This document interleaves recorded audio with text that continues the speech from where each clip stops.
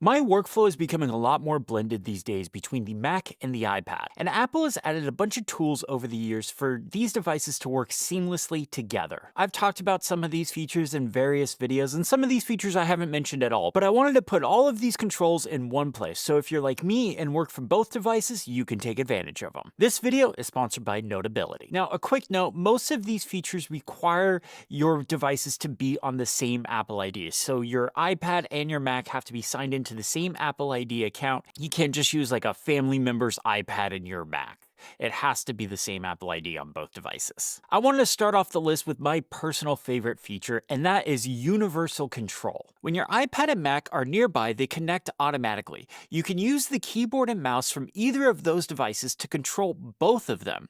So I can move the cursor from my Mac over to my iPad and click on anything as if it was the trackpad paired with the iPad. Then I can start using the keyboard on the Mac to type on the iPad. This works the other way around as well, if you have something like the Magic Keyboard for the iPad or any external keyboard and trackpad. If you have trouble getting this to work, go into System Settings on the Mac, then Display.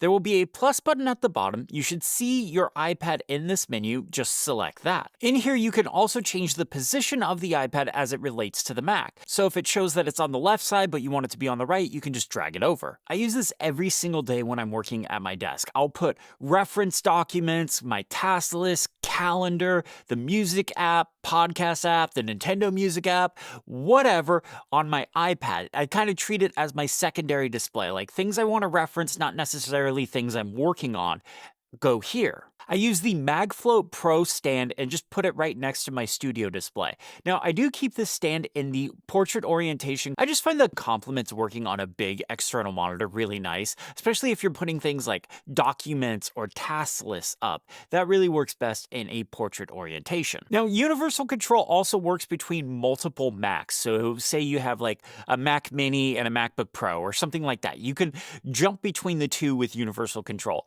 Unfortunately, it doesn't work between multiple iPads. There must be a Mac in the middle someplace. Now, if you want a proper second display to use with your Mac, this is where Sidecar comes in. Sidecar gives you the ability to turn your iPad into a second display for your Mac. Go into Control Center and pick the screen mirroring option.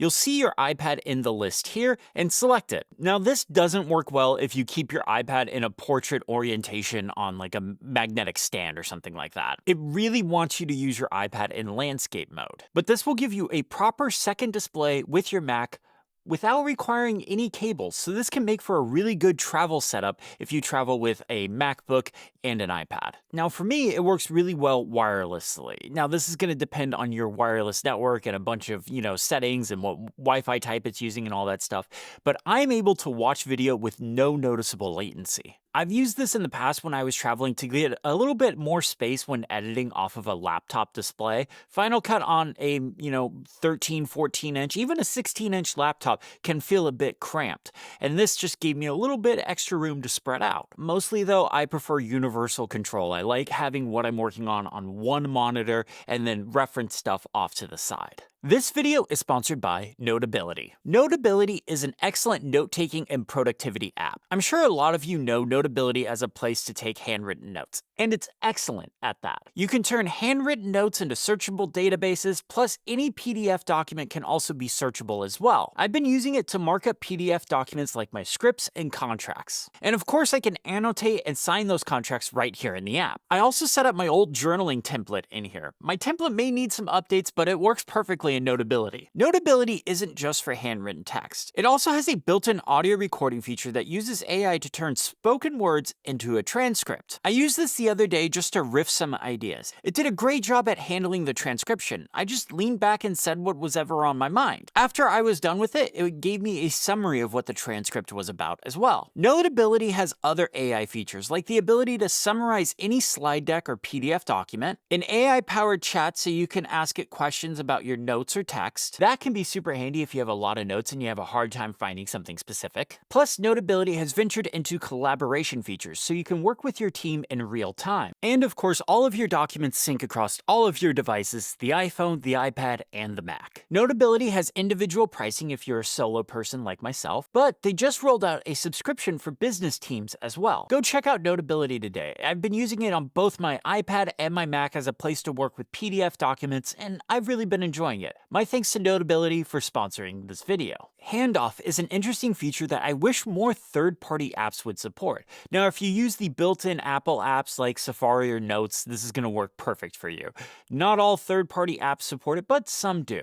The way this works is, say you have a Safari web page open on your iPad and you're browsing away, but you sit down at your Mac and you now want that page on your Mac. You want it on a bigger screen. You will see a Safari icon in your dock with an iPad logo on it. It's kind of near the trash can. If you click on that, it will take you to Safari and open that web page that you had open on your iPad, now on your Mac. Now, this works the other way around as well. Say you have an Apple Note open on your Mac and you're like, okay, I want to walk away from my desk. You can just go down to the dock on your iPad and you should see the Apple Notes logo down there with a Mac icon. Just tap on that and it'll open it right to that note that you had open on your Mac. Now, like I said, this does work with third-party apps, but not every third-party app has adopted it. The one I use a lot with this is Drafts. I will start writing something on my iPhone or iPad, and then I'll bring it over to my Mac to finish it off. So the feature I probably use the most on this list, even more than Universal Control, is the Universal Clipboard. If you copy something on one device, doesn't matter which device it is, iPad, iPhone, or Mac,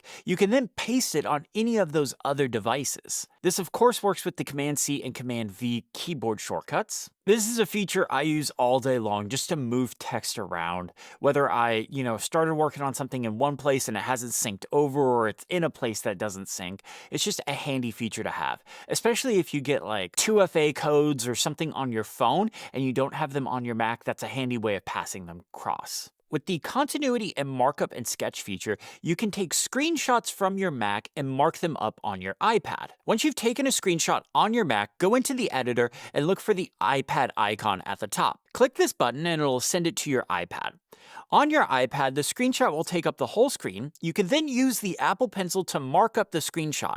You will see any changes you are making to that screenshot live on your Mac's display as well. This is super handy if you need to do something precise that requires more than just a mouse or trackpad. I'm a big Safari user, and a big reason I keep coming back to Safari is because there's a bunch of features that sync your browsing information between your devices. My personal favorite is iCloud Tabs. If you use the start page, you'll see right there a heading called iCloud Tabs. This shows all the tabs that are on your other devices, so you can just pull them up on whatever device you're on. You can also go into the sidebar for Safari, and you'll see a list of all of your devices here. You can click on one of those devices and then see all the tabs it has open. I'm also a big Safari profile user. I have multiple accounts with the same service, and I use Safari profiles to keep me signed into those various accounts associated with that profile. For example, I have my YouTube channel that you're watching now, but I also upload our podcast to the Mac Stories YouTube channel. So I have a whole nother profile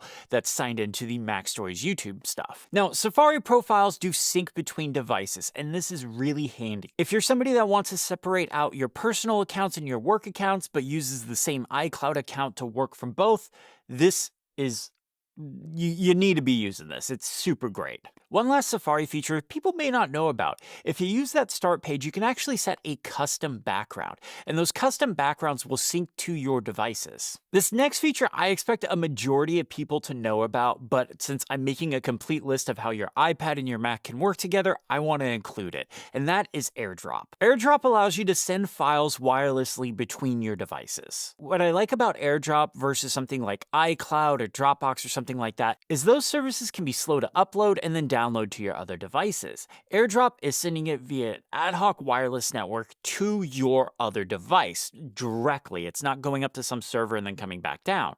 unless it's a large file, but that's a whole separate thing. To use this, just in any file, photo, video, whatever, just go through the share sheet. You'll see an AirDrop section, select that, and then select the device that you want to send it to. But if you're on the Mac and in the Finder, just right-click on a file, select Share, and then select AirDrop, and do the same process. In my experience, AirDrop works best when a file is under a gig. If it's over a gig, I would probably just sync it with something like iCloud or Dropbox and just wait for that time period. But again, this is another feature I use all the time to move files around, so I'm not waiting for iCloud or Dropbox or Google Drive or any of those services. So those are the features I use when I'm working on both my Mac and my iPad at the same time. I want to hear from you all. Is there anything I left out? Is there something you use, a service, an app? Let me know in the comments below. My thanks to Notability for sponsoring this video. If you liked the video, hit the thumbs up button, subscribe if you haven't already, and have a great day.